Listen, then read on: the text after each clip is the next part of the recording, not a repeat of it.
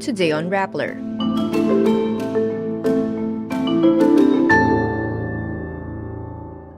Philippine President Marcos is named one of Time magazine's most influential people. The DOJ says a son of Arnie Teves bribed Timor-Leste police. The Philippines tells China to reflect upon its actions, calling it the source of tension in the region.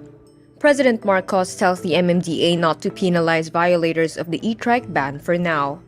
And Britain's Prince William returns to public duties after his wife Princess Kate's cancer revelation. Time magazine names Philippine President Ferdinand Marcos Jr. one of the 100 most influential people of 2024. Time writes, Marcos, son and namesake of the late dictator, won the presidency in 2022 by whitewashing the family's legacy of plunder and human rights abuses through, quote, clever manipulation of social media. It adds the Marcos family's project to rehabilitate its image, quote, resulted in other shifts.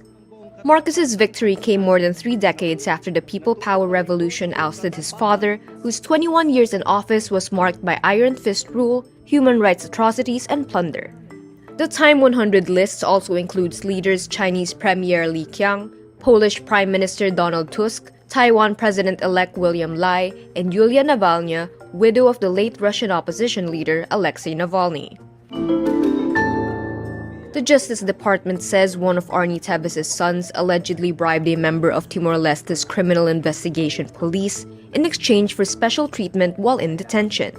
The expelled lawmaker was under Timor-Leste's custody after he was arrested for his alleged crimes in the Philippines. The DOJ says Teves' son offered a $2,000 bribe, or around 114,000 pesos, in exchange for so-called security inside and outside Bacoora prison, where Teves is being held while waiting for his extradition or deportation. Amid the bribery allegation, the DOJ asked the Timor-Leste government for Teves' immediate deportation. DOJ Secretary Boying Remulla tells Teves, quote, go home and face the court squarely. Stop playing hide-and-seek with the law. Teves is the alleged mastermind in the killing of Negros Oriental Governor Ruel Degamo and 9 others. The Philippines says China should reflect upon its actions in the South China Sea and the West Philippine Sea, calling it the source of tension in the region. This after Beijing claims the recent US-Japan-Philippines Trilateral Leaders Summit only amps up tensions in the region. Beijing also says it strongly opposes the practice of bloc politics by relevant countries. In a statement, the Department of Foreign Affairs says the trilateral cooperation is an admirable aspiration that should not be considered a threat by any peace-loving country. On April 12, US President Joe Biden, Japan Prime Minister Fumio Kishida, and Philippine President Ferdinand Marcos Jr. met in the White House for the first-ever trilateral summit. In a joint vision statement, the 3 countries expressed serious concerns over Chinese actions in both the South China Sea and the East China Sea. President Ferdinand Marcos Jr. instructs the Metropolitan Manila Development Authority and local governments not to penalize e-bicycles and e-tricycles plying national roads in Metro Manila. He says more time is needed to educate the public about the ban, which will remain in place.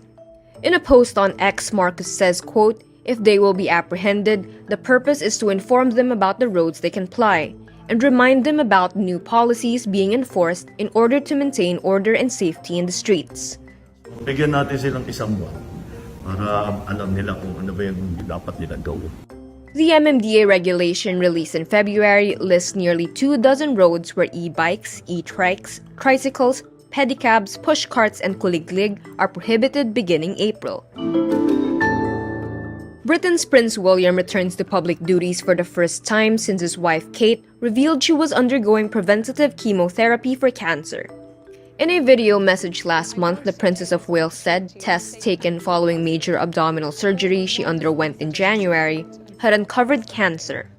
William has been absent from official engagements since then, as the couple and their 3 young children come to terms with the news. Kate's office says she will return to public duties when her medical team says she is well enough to do so. Her illness comes at the same time William's father, King Charles, undergoes treatment for an unspecified form of cancer. He has also been absent from public duties since his diagnosis. And that's today's wrap. I'm Kara Oliver. Thank you for watching. Click the link below for the full story. Follow us on Rappler's YouTube, Facebook, X, Instagram, and TikTok.